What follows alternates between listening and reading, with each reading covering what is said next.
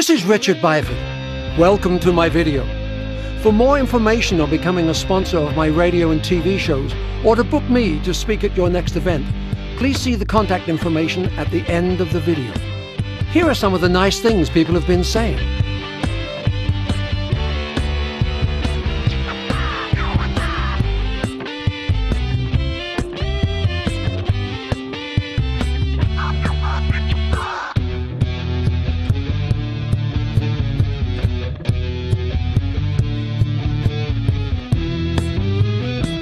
The following are some examples from my radio and TV show, In the Spotlight. Hi everyone, my name is Richard Byford, and I gotta ask you, do I look hot? I should. It's 105 degrees in this park while we're shooting this video. I spend a lot of my time going across the country speaking on how to produce green events and teaching people how to have a green lifestyle. One evening we took the cameras down onto the streets of Palm Springs at a village fest, and we asked one question. We thought we were going to get really crazy, laughable answers. Instead, we got really incredibly intelligent, sensible, well-informed answers. We called the movie Green Walking. Here's a sample. Hope you enjoy it. What does going green mean to you? Come on, this will be a lot of fun. Follow me. What does going green mean to me? It means doing all that you possibly can to help the environment last as long as it possibly can in optimal condition. Welcome to Byford on the Green. My name is Richard Byford, and this week we're going to sit down with Mr. Larry Fechter, who is the organizer of the photo contest Earth Through a Lens. That is a national photo contest to do with sustainability.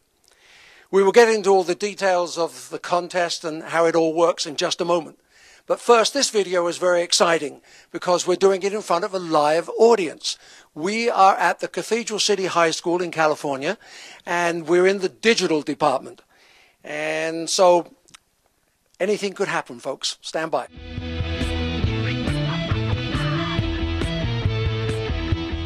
A couple of points that you just brought up, they were rather interesting, because as I go across the country speaking to various organizations and people, I find that a lot of people would just rather America was back where it was 25 years ago. Right. Why is change so difficult in America? I can't answer that question. I mean, change takes persistence. Change takes time. And I would hope, as we've seen what's happened in America, and let's perfect example, in the 70s, the Middle East crisis, President Carter brought forward some great plans, to move this country to be more independent from foreign oil, to conserve.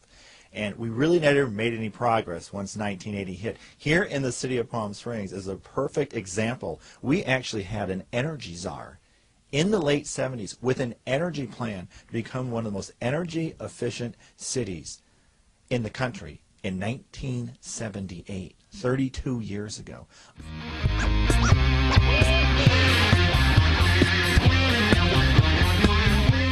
The radio interviews with Paul Anka and Julio Iglesias were fascinating. Take a listen. Oh, by the way, the full interviews can be heard on my website. I am sitting in the dressing room of Mr. Paul Anka here at Bally's in Las Vegas. I am sitting with a living legend. How does that make you feel, sir, when someone mentions that word connected with your name? I don't know. It's something that I can't really relate to because of what I do each day and how I conduct my life and my business. I think there's a different kind of existence from the artist's point of view from within, and then obviously what the overview is or how people are looking at you and how they perceive you from the outside. 40 years. Do you think that there are artists around nowadays that will be able to have that longevity? I don't know. It's a good question. Unfortunately, I think if you look around today, I mean, you don't have artists that can last a year, I mean, let alone a lifetime. I think it's a problem in today's business. There's no infrastructure to support it. And let alone, I think you will have some that emerge. I don't know who they are. It depends on how they conduct themselves and the integrity they keep with their work and how the public perceives you. I've always tried to have the kind of relationship with my public that they feel they know me or there's a human being there as opposed to a star thing. if you met an American man that works a 9-to-5 job on the street and he asked you to give him some advice on how to put romance into his relationship, what would you tell him? To wake up 2 hours earlier, to do exercises, to go to work with a lot of strength, and to think that he's going to be better every day, and to growing up in his work first. That would be a great romance for him, to attract the others first.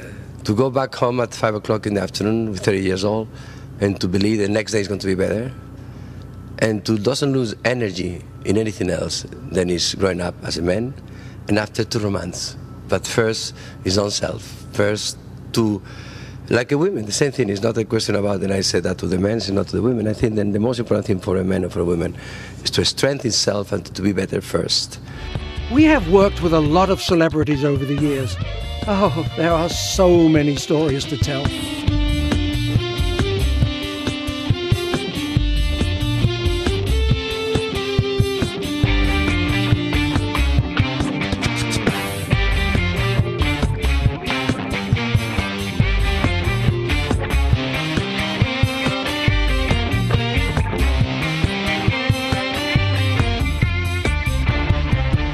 I hope that you've enjoyed this presentation.